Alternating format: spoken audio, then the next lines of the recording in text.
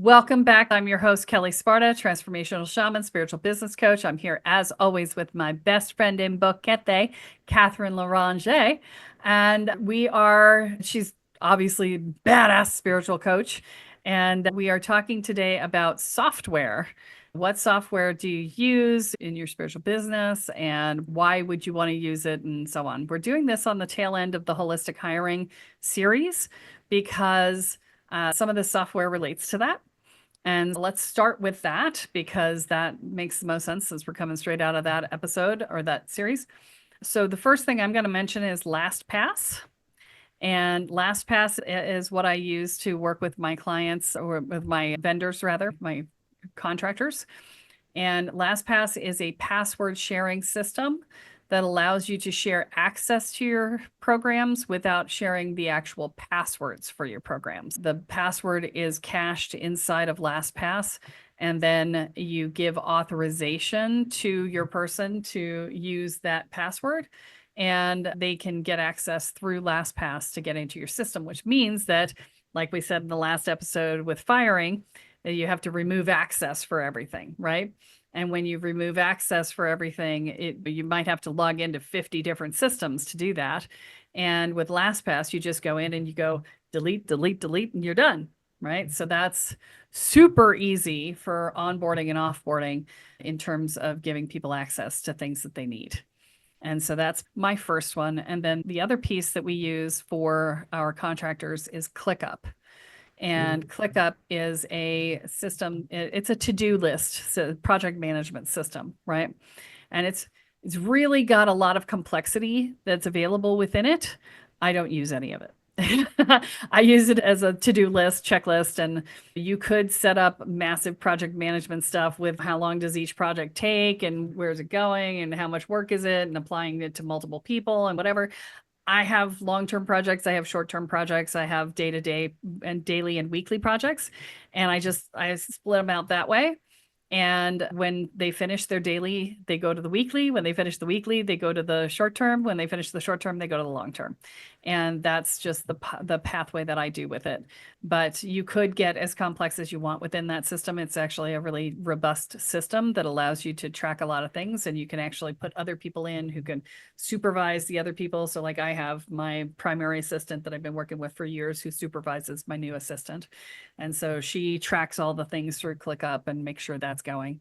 That's a nice way to share information, and you can upload files into the system if you have something that needs to be done. It's, hey, I need you to meld these two things together and turn them into a video, and here's the files that you need to work with and that sort of thing. So all of that is doable too. So yeah, it's like that. Those are my top two that I wanted to talk about around the hiring and project management for the team. Did you have anything you wanted to add to that, Katherine? Not necessarily around specifically around hiring and team, but I think when you're thinking about your software, or another way of thinking about it is your tech stack, like your technology stack, you want to think about your overall business, right? So what's your offering? Are you offering a service or a product? How are you receiving payment? So at the very least, and if you're starting out, so if you're just starting out, you want at the very least, you need a way to invoice people and receive payment. You need a way to get a contract signed or a work agreement signed, and you need a way to collect their information. So it can be as simple as you can use the Google Suite. That's very rudimentary, but we know that we want to start with the end in mind. So we start with the vision. When you look at the vision of your business, what kind of revenue are you doing? And then how do you support that? So if you're doing, I don't know, $100,000 a year, yeah, you can do that on a Google worksheet. But if you're moving beyond that, then that gets it's a bit boggy, right? So some of the ones that I use, I started with Dubzado actually. You can invoice, you can do your email system in there, you can do your proposals if you're submitting a proposal. I do all of my kind of client project tracking in there, you can integrate it with your different payment systems. So that's like a really simple, easy one to use. I also use so I use LastPass also. I have used ClickUp. Also Monday is another project management one. I like ClickUp better. It's Yeah, just me more too. versatile. It's more robust. To set up, it took us a week. We spent like a Yeah. month actually trying to get Monday to work, and it didn't work. Yeah. ClickUp is very easy. And I use Kartra. So that's my main one. So that one, how it houses courses, it houses funnels, it does sales pages, it does communication, it does, you can sell products like digital products in there. You can do your client management in there. So that's the main one that I use. I still use Dubsado sometimes, but mostly it's in Kartra now. Yeah, my version of Dubsado would have been FreshBooks, which I used Yeah. probably a decade ago. It does similar things. Really liked it. They also do they do time tracking. So if you're billing by the hour for your work or something like that, then Mhm. FreshBooks was really good at just you press the button, say I'm working on this project, and then you press the button when you're Mhm. done and it tracks all your hours for you, which is lovely. The version of Kartra for me is MemberVault. I use MemberVault. That's my course delivery system. They offer the ability to be able to do course delivery and individual digital product pages and offers and things like that. So you can use them for things that you would use, say, ClickFunnels for.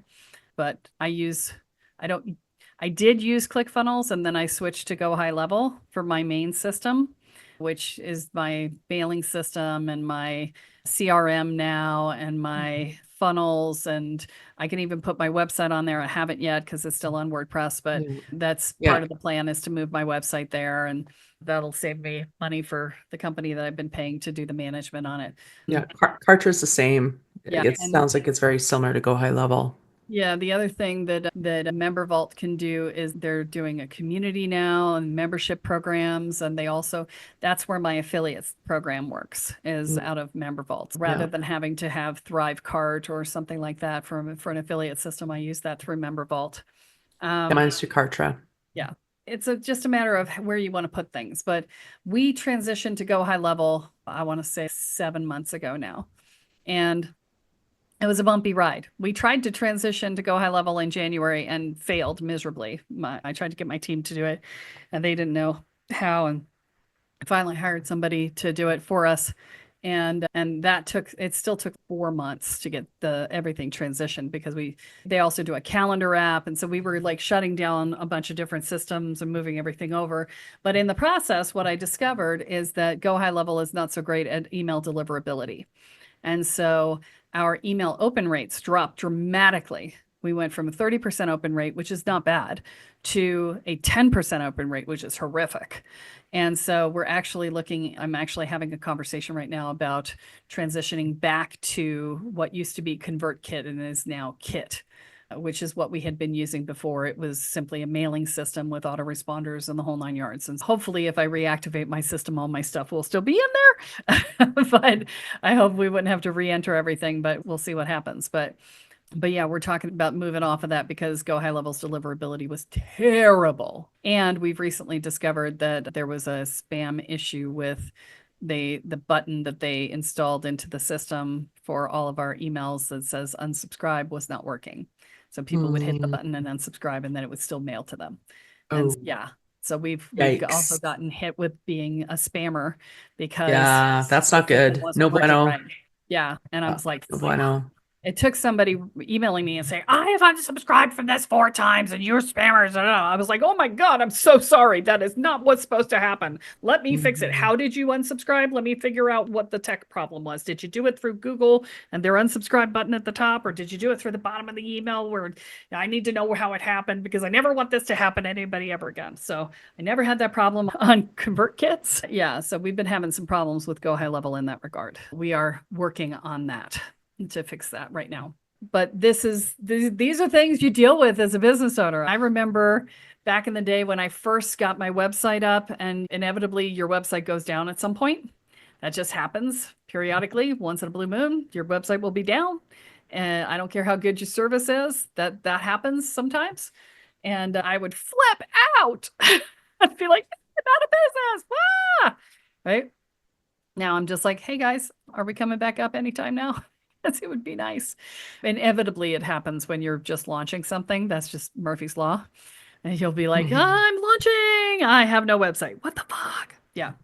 So that's always entertaining. But yeah, there are things to think about when you set up. I'm going to go back to the setup thing because you were talking about ways to take money. So I use Stripe and PayPal to take payments. Same. And yeah, and then those are the primary ones. You can do that. You can do Square. You can do, Mhm. what's the other one? There's another one out there. I'm trying to There's also remember. like Wise if you want to just Yeah. do like straight cash. Like some people, Yeah. especially if you're paying somebody overseas, they only do Wise Yeah. because they don't want So to pay the all of those things. transaction fee. Yeah. But what you have to know is that if you're doing online sales, especially larger dollar online sales, you need to tell your merchant account company that you're doing that. Because if you're doing a launch and you're going from selling $10,000 a month to selling $50,000 a month overnight, then your merchant account company may shut down your ability to take payments because you went so far so fast, they think it's fraud. And so you don't want to have that happen. So what you want to do before any launch is you want to inform your merchant account company that you're doing a launch and let them know and send them a link to the page that shows that you're doing a launch so that they can see that it's not fraud and hopefully not shut off your payment ability. However, this is the reason why you have more than one payment processor always, so that if one shuts you off, you can shift to the other one and not lose momentum on your launch, right? Because these are things that happen. Mhm. The other thing I use Tax 1099 for my 1099 reporting at the end of the year, which is coming up here shortly. The lovely thing about that is that it allows you to store email addresses and physical addresses, and it tells you what you need to do for reporting in different states. This is for the US, obviously. And you just type it all in, you type in your numbers and you hit the button and you pay your fee. And I usually issue somewhere between 2 and 5 1099s a year. And I pay somewhere between 17 and 28 bucks to use this service, which is a great deal. Wow, And that that's really good. includes having to mail a CD to Michigan for Kathy. I'll be really happy when she moves to Panama. So, because Michigan requires a physical digital copy to be mailed to them. So that includes some extra cost for that. But it's super easy, super cheap to do, and it stores your information from year to year. So you don't have to collect that every year. You just have to update it, and you can send a little request with a button click to have the person update their address and stuff. So it makes it super easy. I like them. And what else? Systems. What else are you using? Canva, right? It's like your kind of like graphic Canva. design thing, and you can use your LastPass to, if you have team members, give them access to the account. Although I find that's Uh, difficult with Canva. So oh, I haven't had issues. so the reason for the difference is because you used a username and password to log into Canva for the first time, and I used a Google authentication. Oh, And if you do the Google authentication, you can't use LastPass. oh, And bummer. so I have to actually give people access through Canva. They give Mm, you like 5 team members for the same price, so it's yeah, not like it's a big deal, yeah, but that's the differential. yeah. Um, Another good one is Zapier. oh yeah, Yeah, Zapier connects everything that's not connected. yeah, Yeah, yeah, that's a good yeah. one. And then, And it can yep, be worth it to, at the beginning, to invest in a package with someone who does all of the tech stuff for you yeah, to just set it all up.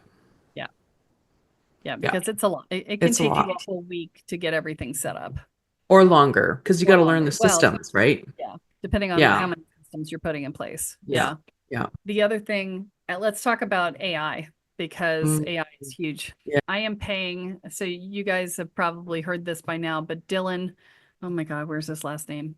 Oh God, I suck. Dylan, who whatever, yeah, I've lost his last name. Is I did a business energy review for him. So if you go Mm, back and look back in time, you'll see he programs AI agents. So like right now, he is programming for me an agent that will take all of my podcasts, the recordings, put them through a transcription service, then turn that service into blog posts, multiple blog posts per episode, and then take those blog posts and turn them into multiple posts, social media posts.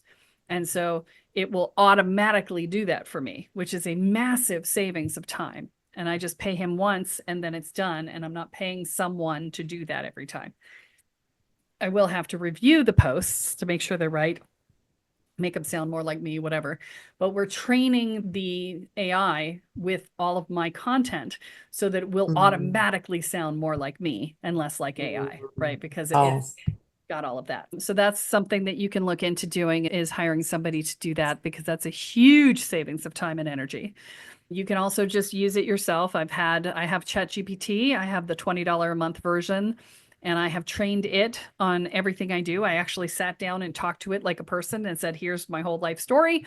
Here's my history. Here's my business structure. Here's everything. And then I asked it to write me a short bio the other day, and it said your name in little brackets. And I was like, oh my God, I never told it my name. You just have a conversation with it. You're like, I need a bio for this, or I need a short thing for that, or whatever. And then it gives you what you need, and you can edit accordingly, ready. And that. And then Perplexity is another AI system out there, and that's better for things where you have to do research. If I suck at research, I hate research. And so I love Perplexity because it goes and does all the research for me. I have zero patience for that. And I just, here, find me this. And then it brings back the answers along with the references of where it got the information, which is wow. lovely. So you can go in and see if that's valid information or not, right? You can, and then Claude is another service, Claude. And that one is good for if you're like setting up an agency and you need to set up different systems for different people. So remember, I told you I trained ChatGPT on my stuff. Claude will allow you to do that for multiple people. ChatGPT also allows you to give access to your system for that. Claude's a little better at the training, but it does not allow to have different people have access. If you're an agency doing the work for people and then delivering them the work, then Claude works great. But if you are somebody who is a coach and you want them to be able to see everything that's in the system and be able to run things themselves, and you train the things for them and whatever, then ChatGPT is better for that. So there's lots of different ways to utilize your AI systems, and going through and researching prompts. The key to AI is having a good prompt. So you want to actually make sure that you're giving good input to the AI to make sure it knows what to give you. You always have to start initially with what is the role that you want the AI to play. So act as if you are, or write like you are an SEO expert and an online conversion expert and an expert in the spiritual industry, selling programs in the spiritual industry, or high ticket programs in the spiritual industry, because you want to be very specific about that, because they're different cells, right? High ticket versus low ticket versus mid ticket, different cells. And then you say, here is the target market, here is who you're talking to. And then you say, here is the description of the service that I'm offering and the price point. Please write me X, Y, or Z. I need 10 or 20 different blog posts, or 10 or 20 different social posts, or whatever. Please write me a compelling introduction to this program, right? One paragraph introduction to this program. The more you can chunk it down, the better you'll get a result. And so you want to, if you're doing a long sales page, you can start with, hey, just give me a sales page and see what it delivers you. But you may need to modify it. And so you may need to say, hey, this is great, but the initial paragraph needs to be more compelling. It needs to be more engaging. It needs to be more inspiring. And you can say, look, I want you to speak I want you to do an inspired sell versus a fear-based sell versus a pain-based sell. You pick which type of sell you want. I even add, hey, do a value stack, but don't call it that. Because if you tell them to just do a value stack, it'll say value stack at the title. It's like, you want it to give you a better title. And the call to action should be X, Y, or Z, whatever, right? So you want to be very clear, and do not use compound sentences when you're describing this. Be very simple in your language. It often, sometimes it will, sometimes it won't, accept what you don't want.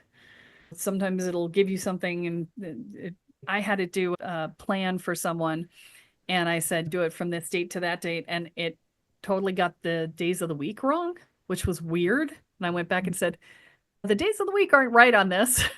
Can you go back and redo the dates and days so that they're aligning for this period of time for this year? And it went back and fixed it. So I don't know what year it had based it on originally, because I was Or assuming, timeline. Yeah, who knows, right? But you do need to be aware that occasionally AI will make shit up. And so you need to read everything and make sure that it's right. Because when it makes shit up, it goes way off the rails. So just be aware that you start off with it. And then it's a foundation from which you can tweak it, right? And that's really what you're looking for. These are ways to get more content more quickly, which is super helpful.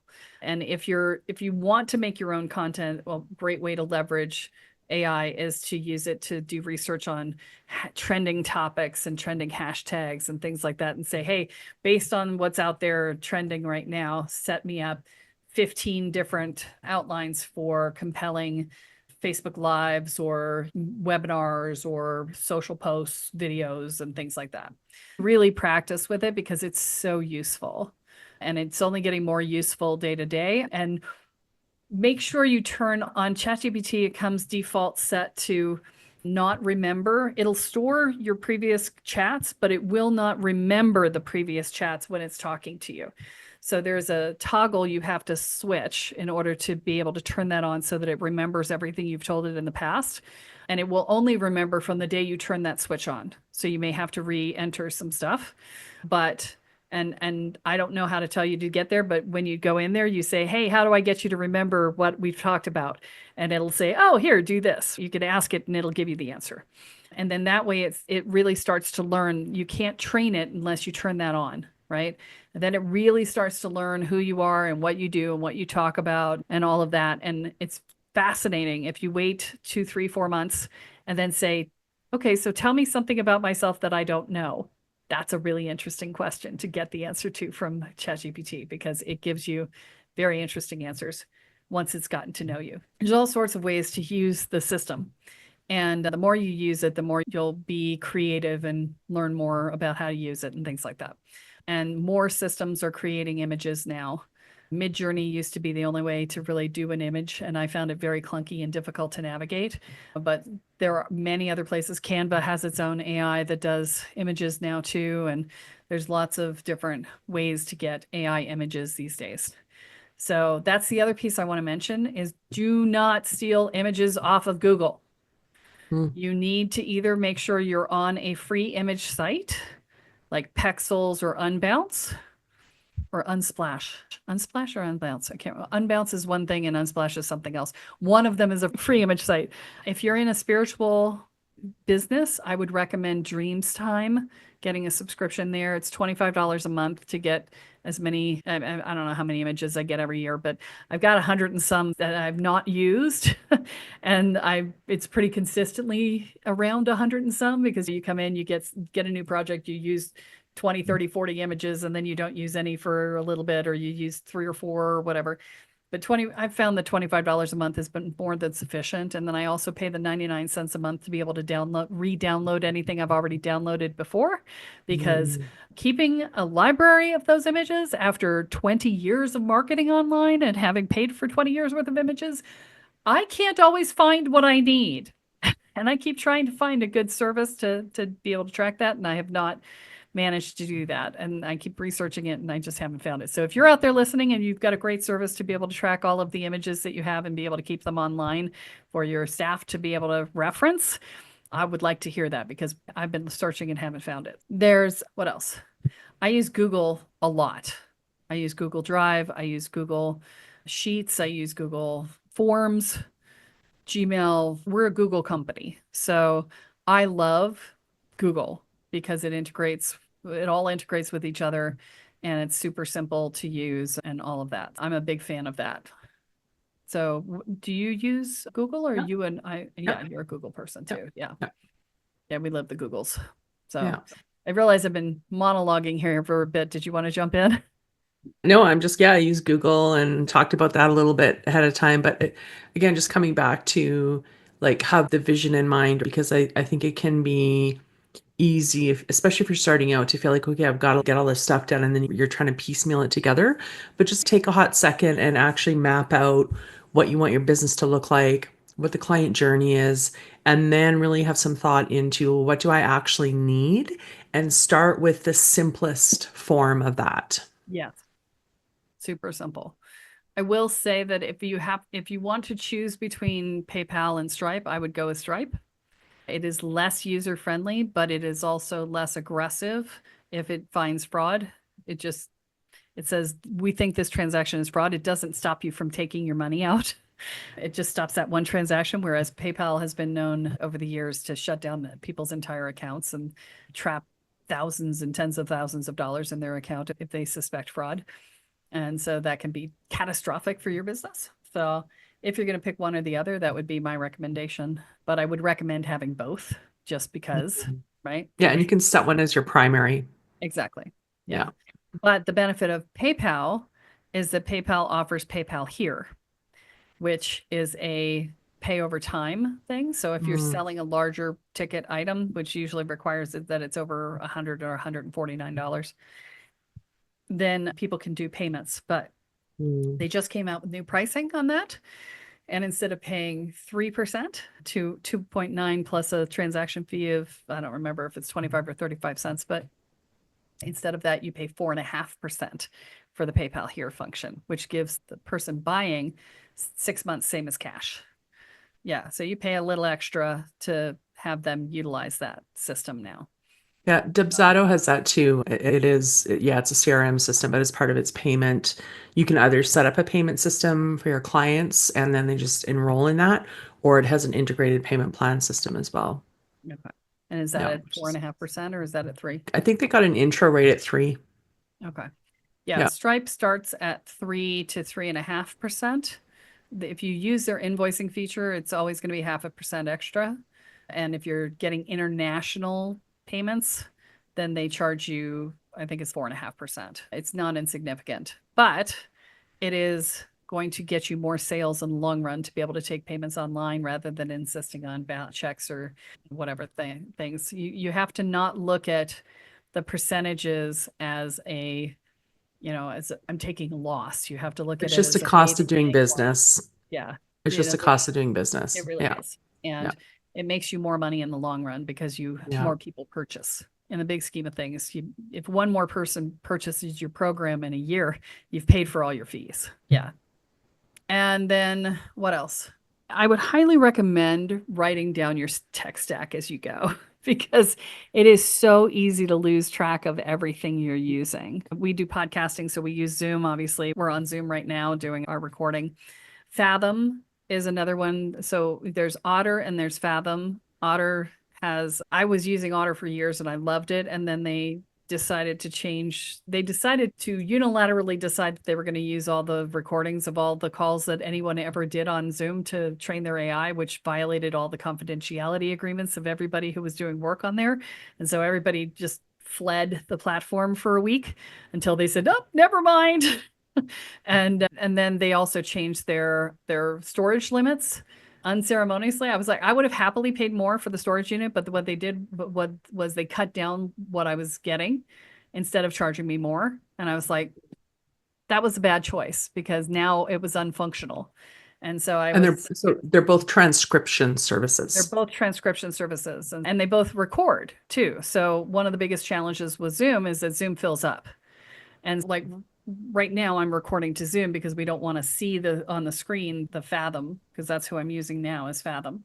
But Fathom actually makes a recording and transcribes and will share if you set it to this. If you've got somebody who's in the system and on the call and I said yes to the appointment, then it will automatically share the recording and the transcript with them. And if they weren't, you can manually share that with them, which is lovely. I used to have to download and upload and share the link to Google. It was a whole pain in the butt. And now that solves that problem altogether. And but Zoom fills up. If you record to Zoom Direct, it will fill up. You get maybe 4 or 5 hours worth of recordings and then it's full in the cloud. And so you then have to download everything and delete it all and then whatever. Whereas Fathom, I haven't filled up Fathom yet. And we filled up Otter on a regular basis before we switched. And we do a fair amount of stuff. So Fathom is pretty good for that. And it just shows up in your meetings. And if you don't want it there, you just remove it. Don't report it so it doesn't get in trouble with Zoom. But yeah, it does all that stuff too. So I think that's enough. That's a Yeah, lot. my brain is Yeah.